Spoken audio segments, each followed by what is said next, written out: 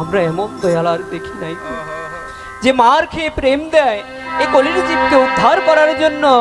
আগে ভসতে বলেছে কাকে? নিতাই চাঁদকে, তারপরে হলে গৌর চাঁদ। মহাপ্রভু যেই আজকে লীলার বিষয় আমরা আস্বাদন করব, সেই লীলাটি হলো অগ্রদীপের গোপীনাথ। আজ যিনি এই ধরা ধাম থেকে চলে গিয়েছেন, যিনি এই সংসার মায়া ত্যাগ করে তিনি ভগবান ধাম প্রাপ্তি হয়েছে, তার জন্য আজকে এই গোপীনাথের কাছে একটাই নিবেদন। গোপীনাথ ভগবান যেমন নিজ হস্তে তিনি গোবিন্দ ঘোষের পিণ্ড দান করেছেন, ভগবান তো ভক্ত বৎসল ভগবান, তিনি ভক্তের ডাক অবশ্যই রাখবেন। ভক্ত আমার মাতা পিতা, মাতা পিতা, ভক্ত আমার গুরু, ভক্ত আমার গুরু, ভক্ত আমার নাম রেখেছে পঞ্চকল্পত। ভক্ত আমার মাতা পিতা, ভক্ত আমার গুরু, ভক্ত আমার নাম রেখেছে কল্প করু। আরে ভক্ত আমার মাতা পিতা,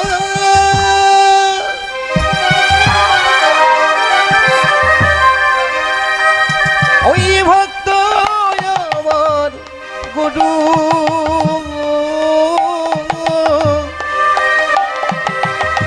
ভক্ত তেরে রেখেছে পঞ্চকল্প ভক্ত আমার মাতা পিতা,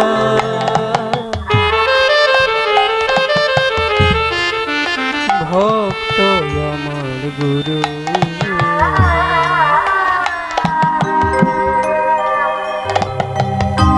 ভক্ত আমার নাম রেখেছে পঞ্চকল্প। আর ভক্ত আমার মাতা পিতা,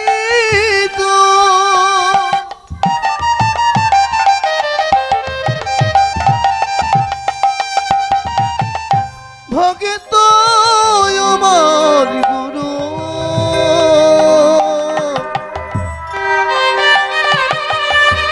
ভক্ত আমার নাম রেখেছে পঞ্চকল্প করু। ভক্ত আমার মাতা পিতা,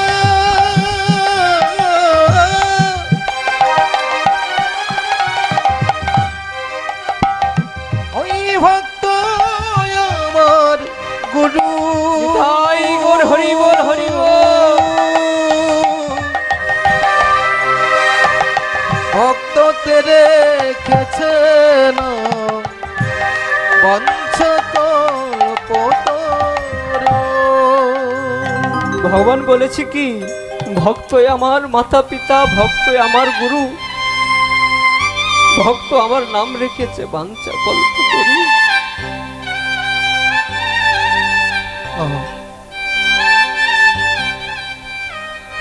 হে ভগবান, হে অনাথের আদের গোবিন্দর কাছে আমি একটাই প্রার্থনা করব, আমি যেন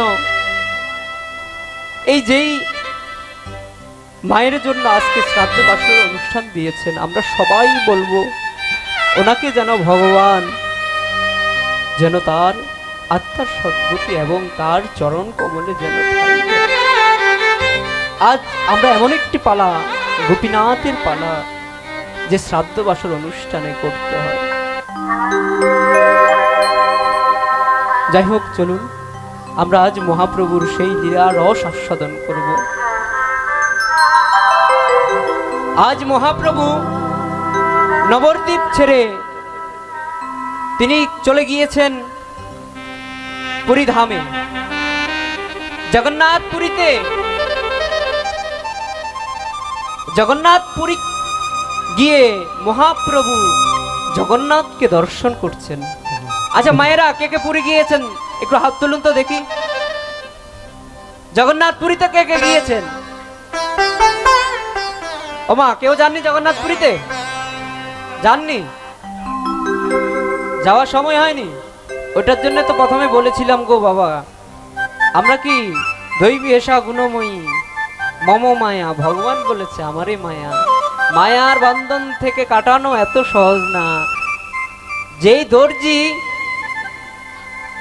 দর্জি শার্ট ইস্তারি করে এবং শার্ট বানায়, হ্যাঁ, সে শার্ট খোলার জন্য কিন্তু সেই বোতামগুলো লাগিয়ে দেয়। কিন্তু তদ্রূপ ভগবানও এই মায়ার জগৎ থেকে আমাকে উদ্ধার করার জন্য, আমাদের উদ্ধার করার জন্য সেই পথটুকুও রেখে দিয়েছেন। ভগবান কি বলেছিলেন?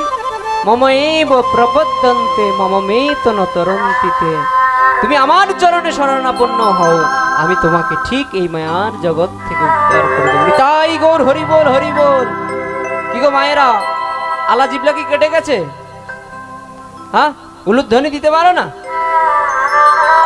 না ঘুম পাচ্ছে? রাগ করেছেন? রাগ করবেন না, কিন্তু আমি একটু এরকমই জয়নিতাই। হরিধ্বনি দিতে হলে একটু উলুধ্বনি দিতে হয়, কারণ এটা মঙ্গলের প্রতীক। যেখানে শঙ্কর ধ্বনি প্রতিধ্বনিত হবে সেখানে অশুভ কখনো থাকবে না। যেখানে উলুধ্বনি হবে সেখানে কখনো অশুভ প্রবেশ করতে পারবে না। নিতাই গৌর হরি বল। আরেকবার। তো আজ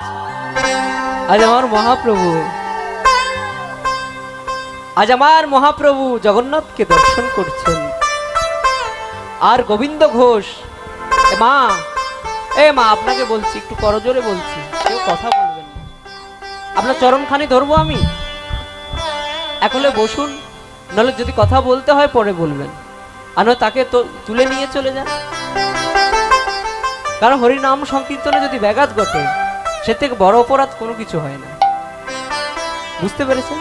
অপরাধ ক্ষমা করবেন, আপনি আমার মাতৃ সমতুল্য, অপরাধ ক্ষমা করবেন। তো আজ মহাপ্রভু জগন্নাথকে দর্শন করছে। ভগবান বলেছেন কি? যেই কৃষ্ণ সেই গৌর সেই জগন্নাথ। কারণ যেই গৌর সেই কৃষ্ণ সেই জগন্নাথ। আর গোবিন্দ ঘোষ সেই কাটুয়া থেকে, অগ্রদ্বীপ থেকে হেঁটে হেঁটে তিনি কোথায় গিয়েছেন? পুরীতে গিয়েছেন।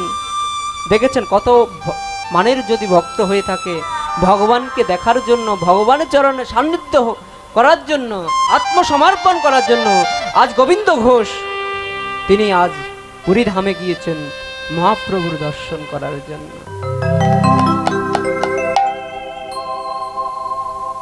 আবার কি খেলা খেলিবে শ্রীহরি,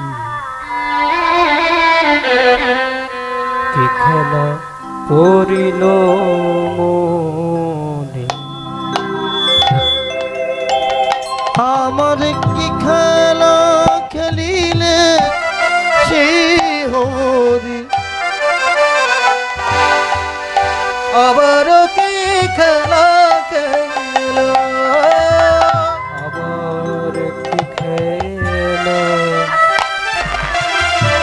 খেলিবে শ্রীহরি, কি খেলা পড়িল আবার কি খেলা খেলিবে শ্রী হরি,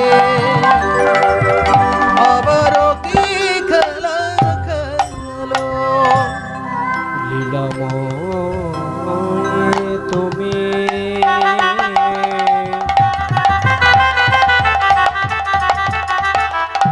ও গো শ্রীহরি, ও গুণিলময় হরি,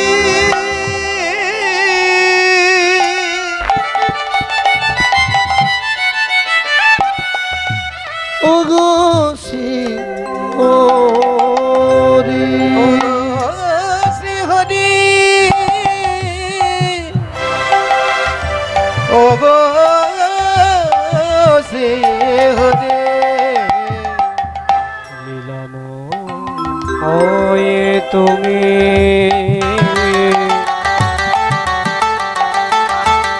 ও গো শ্রী হরি ওগো নীলাময় হরি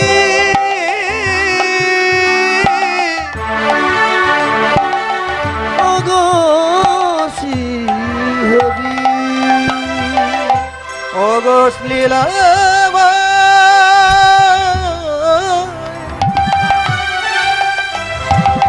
ওগো লীলাময়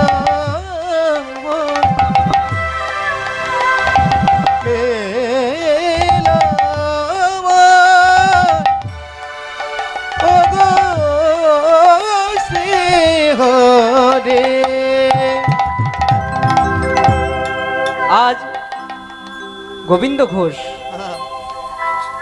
মহাপ্রভুকে দেখে বলছে, আবার কি খেলা খেলিবে শ্রীহরি, কি খেলা পড়িল মনে। আরে তুমি এ জগন্নাথ, তুমি গৌর, তুমি এ সব কিছু, তুমি আবার জগন্নাথকে দর্শন করছো কি ভোজে। দেখুন, আমি যদি কাউকে যদি ভালোবাসি, সেই মানুষটাকে যদি আমি দূর থেকে ফলো করি, হঠাৎ করে সেই মানুষটি যদি আমার সামনে এসে দাঁড়ায়, সে যদি আমাকে ডাকে, তাহলে আমি কি হবে গো আমার মনে? অবশ্যই আমি চমকে যাব। যাকে ভালোবাসি, যাকে কোনোদিন বলতে পারিনি, তাকে আজকে হঠাৎ করে আমি সামনে দেখলাম, আমার সামনে দাঁড়িয়ে আছে, আমাকে ডাকছে। মহাপ্রভু জগন্নাথকে দর্শন করছে দূর থেকে, আর মহাপ্রভুকে দর্শন দূর থেকে করছে কে? গোবিন্দ ঘোষ। হঠাৎ করে ওই মহাপ্রভুর অন্তরাত্মা থেকে আরেকটি মহাপ্রভু বের হয়ে গোবিন্দ ঘোষের কাছে গিয়ে বলছে, ও হে, তুমি কে গো? কে গো তুমি, যে তুমি এমন ভাবে কাঁদছো? কার জন্য কাঁদছো? তুমি কোথায় থাকো গো? তখন হঠাৎ গোবিন্দ ঘোষ চমকে উঠলেন,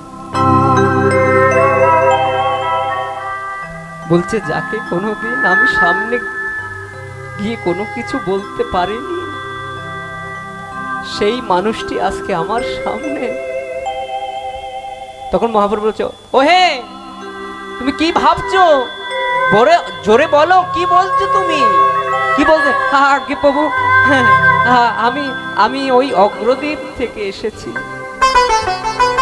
আমি অগ্রদ্বীপ থেকে এসেছি। আমার নাম হলো গোবিন্দ ঘোষ, আর ভাই বাসুদেব ঘোষ, আর ভাইয়ের নাম মাধব ঘোষ। আমরা ভাই হলো 3 ভাই। আমার নাম হলো গোবিন্দ ঘোষ। ও আচ্ছা, তুমি গোবিন্দ ঘোষ, তুমি অগ্রদ্বীপে থাকো? হ্যাঁ প্রভু। আচ্ছা, তুমি কি জন্য এসেছো গো? বলছে, প্রভু, আমি যে তোমার চরণে শরণাপন্ন নিতে এসেছি প্রভু। আমার অনেক দিনের ইচ্ছা যে আজ তোমার চরণে আমি শরণাপন্ন হব। তখন মহাপ্রভু বলছে, তুমি আমার চরণে শরণাপন্ন হবে? তুমি আমার চরণে শরণাপন্ন হবে কি করে? আমার যে সংসার, আমার যে কোনো কিছু নেই গো। আমি কোনোদিন খাই, কোনোদিন না খাই, কোনোদিন উপবাসে থেকে যাই, তুমি আমার সাথে থাকবে। বলছে, প্রভু, তুমি যদি সারা জীবন যদি আমাকে উপবাসও রাখতে হয়, আমি সারা জীবন উপবাসে থাকতে রাজি আছি, কিন্তু তোমার চরণ তলে যেন একটু ঠাঁই পাই প্রভু। আজ গোবিন্দ ঘোষের মিনতিতে, গোবিন্দ ঘোষের আত্মনাতে আজ মহাপ্রভু ঠিক থাকতে পারলেন না। মহাপ্রভু বলেছেন, ঠিক আছে, বেশ, তুমি আমার সাথেই থাকো। আচ্ছা গোবিন্দ ঘোষ, তুমি তো পুরীতে এসেছো, আচ্ছা বলো, তোমার কোথায় যাওয়ার ইচ্ছা আছে বলো? বলছে, প্রভু, আপনি যেখানে যাবেন আমি সেখানেই যাব।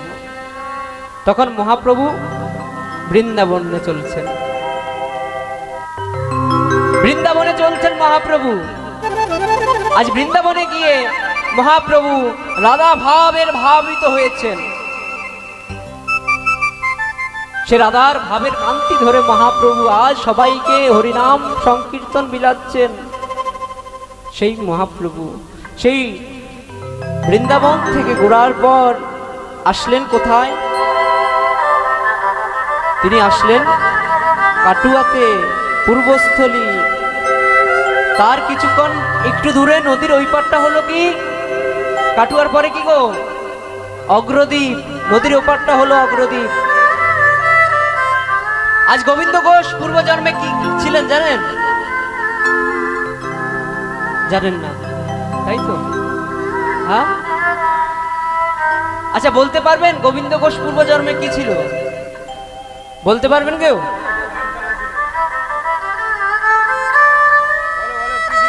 মায়েরা বলতে পারছে না। কি গো মা?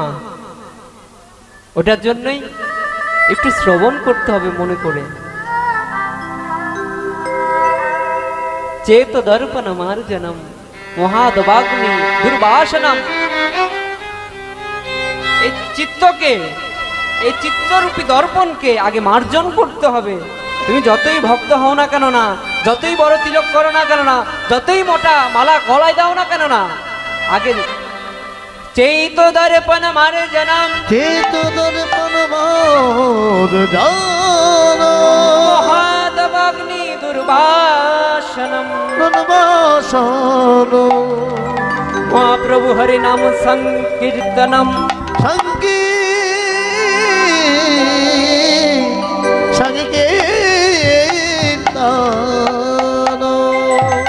মহাপ্রভু বলেছেন কি? চেত দর্পণ মার্জনম। আগের চিত্তরূপী যে আয়নাটা আছে সে আয়নাটাকে আগে মার্জনা করতে বলেছে। আচ্ছা, একটি দর্পণে, দর্পণ মানে কি বুঝেন তো? হ্যাঁ, যেটাতে নিজের প্রতিশ্রুতি দেখা যায়, ছায়া দেখা যায়, কি বলুন তো? দর্পণ মানে হলো আয়না। মহাপ্রভু বলেছেন চেত দর্পণ মার্জনম। এই চিত্তের দর্পণকে মার্জন করতে বলেছে। কারণ নিজের চিত্তে যদি একটি আয়নাতে যদি কাদা লেপানো থাকে, সেই কাদার মধ্যে থেকে যদি তুমি প্রতিশ্রুতি দেখো, ছবি দেখো, কখনো কি তোমার ছবি দেখা যাবে গো? দেখা যাবে? হরি বল, দেখা যাবে? দেখা যাবে না। তাহলে কি বলেছে? চেত দর্পণ মার্জনম মহাদবাগ্নি দুর্বাসনম শ্রীকৃষ্ণ চরণম শরণম প্রপদ্যে। আগে নিজের চিত্তকে দর্পণকে মার্জনা করতে হবে। ওই মার্জনা করলেই ভগবান ওই রূপী দর্পণে তার প্রতিশ্রুতি দেখা যাবে। আমরা ভক্তের মাঝেও কিন্তু ভগবানকে খুঁজে পাই না? ভক্ত স্বরূপ হলো ভগবান। তাই জন্য নিজের চিত্তকে দর্পণকে মার্জনা করতে বলেছে। তুমি যতই অর্থ সম্পদ হও না কেন না বাবা, তোমার চিত্ত শুদ্ধ যদি না হয় তাহলে ভগবানকে তুমি কখনোই পাবে না। বিনা প্রেম সে নেই মিলে নন্দ লালা। তাই জন্য আগে নিজের চিত্তকে দর্পণকে পরিষ্কার রাখতে হবে। নিতাই গৌর হরি বল, হরি হরি বল, হরি বল। তাই আজ মহাপ্রভু যেই আমরা গোবিন্দ ঘোষের কথা লীলা স্মরণ করছি, সেই গোবিন্দ ঘোষ আগে ছিলেন শ্রীমতী রাধারানীর প্রিয় একজন সখী। তার নাম হলো কলাবতী। ললিতা, বিশকা, চম্পকলতা, কুন্দবিদ্যা, ইন্দ্রলেখা, কলাবতী একজন ছিলেন কলাবতী। সেই কলাবতী ছিলেন কে? পূর্বজন্মে শ্রীকৃষ্ণ ভগবানের সাথে যখন রাসলীলা হয়েছিল না গো, রাসলীলা শুনেছেন তো? ওই রাসলীলায় যখন সব সখীগণ দেখছেন যে শ্রীকৃষ্ণ ভগবান তো আমার সাথে নৃত্য করছে, ললিতা দেখছে আমার সাথে শ্রীকৃষ্ণ ভগবান নৃত্য করছেন, শ্রীমতী রাধারানীও দেখছেন আমার সাথে নৃত্য করছেন। যখনই এই মনের ভিতরে অহংকারটা জন্মে গিয়েছে না গো, ওই যে যে এই বিশ্ব ব্রহ্মাণ্ডের অধিপতি সে আমার সাথে নৃত্য করছে, বাহ, খুব ভালো। অহংকার, যেই না অহংকার হয়েছে তৎক্ষণাৎ শ্রী গোবিন্দ ওই অষ্টসখীকে ছেড়ে দিয়ে শ্রীমতী রাধারানীকে নিয়ে চলে এসেছেন এক গহীন জঙ্গলে, অন্তর্ধান হয়ে গিয়েছেন। তখনই ললিতা, বিশাখা, চম্পকলতা, কুন্দবিদ্যা, ইন্দ্রলেখা দেখলেন যে ওনাদের সাথে আর শ্রীকৃষ্ণ ভগবান নেই। যেই না শ্রীমতী রাধারানী চিন্তা করলেন, বাহ, আমার বধূ আমাকে কতই না ভালোবাসে, দেখো সব সখীকে ফেলে দিয়ে আমাকে নিয়ে এসেছে, আমাকে নিয়ে এসেছে। তখন কি করলেন শ্রীকৃষ্ণ ভগবান? ওই রাধারানীকে গভীর জঙ্গলে রেখে, বনে রেখে, শ্রীমতী রাধারানীকে রেখে শ্রীকৃষ্ণ ভগবান চলে গেছে। অহংকার, অহংকার করলে হবে না বাবা। অহংকার করলে কখনোই ভগবান থাকে না। যেখানে অহংকারে বাসা বেড়ে যায় সেখানে কখনো ধর্ম প্রতিষ্ঠা হয় না। হরি বল। দেখুন, ধর্ম প্রতিষ্ঠাতে হঠাৎ হওয়ার জন্য একটি কথা হঠাৎ করে মনে পড়লো।